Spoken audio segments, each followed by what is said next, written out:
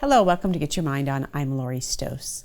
I've had lots of conversations recently about companies asking about mentoring, thinking about how they can continue to spread their legacy and share their information and knowledge and experience over time with people. We think about today, in our workforce, there's 6 generations working together. What an amazing time of our lives. Now, of course, not what some of us would want to have, but we have people from, ages of 18 or 20 in our workforces up to age 70. And when you think about that, there's lots of information that needs to be passed and skills that need to be transferred and knowledge that needs to be shared. And mentoring is a great way to do that. When we think about mentoring, we go way back to thinking about all of the mentors that might have happened in the past. Socrates, he mentored Plato. Plato mentored Aristotle. Aristotle mentored Alexander the Great.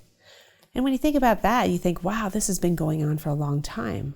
But sometimes we don't call it that. Maybe that's not what it was considered. But really thinking about passing it on through generations, knowledge and experience and what that means to people.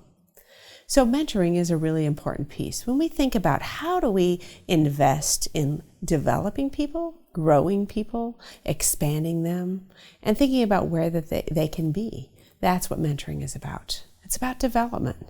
It's not necessarily management. I think sometimes we think about is mentoring part of management, and really it's best when the two are separated. Mentoring is also the development of the character of the individual, someone who can give that person feedback. I find many people have never gotten the real, true, honest feedback that they deserve in a positive way and in a challenging way. And so mentoring allows that to happen. We also work going back to the skills, teaching them skills. There's things that we learn in college and through education, but there's other skills that need to be taught to the individual. And when it comes to that experience, there's nothing better than someone passing on that experience. When you think about doing things, like I said, you can go to college to learn it. You can gain some skills, but actually applying those skills and knowing, okay, look out for this, or this might happen. So we really have to think about that in terms of helping them know kind of what are the lookouts, look out for those kinds of things. So really mentoring is that advising role.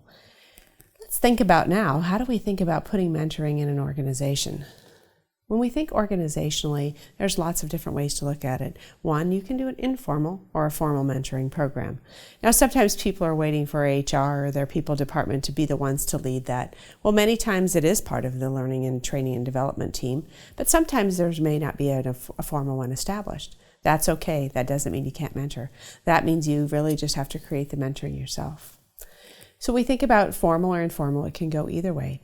The other thing is individual. We have to remember it's for the individual, and every plan, it may be slightly different based upon who the person is and what they need.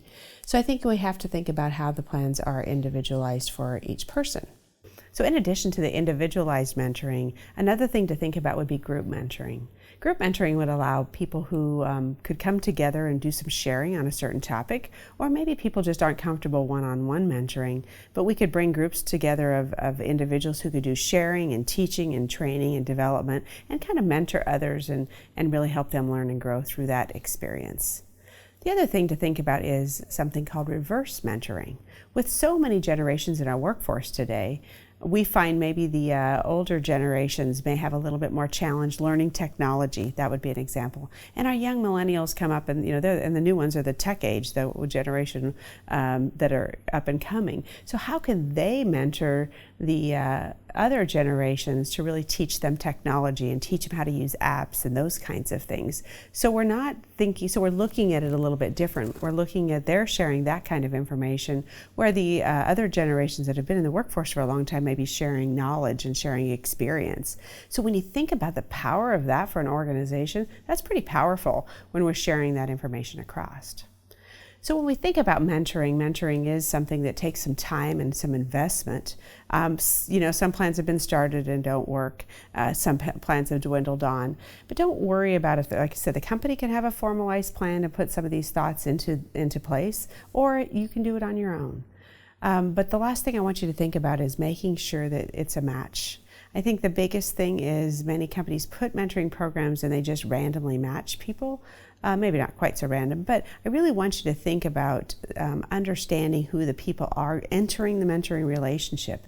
That mentor and mentee are important, and making sure that they align, making sure that expectations are set, and making sure that they can work effectively together to make this experience a great one.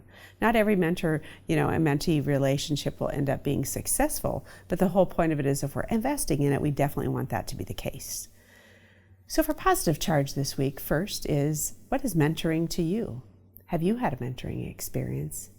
And third, think about how could you either be a mentor or a mentee in the organization. It's really important for us to continue to grow and develop and share knowledge and information with others, and mentoring is one way for us to do that. So take some time to think about how you can incorporate mentoring or being a mentee in your day. Thanks for joining us today, and remember to get your mind on.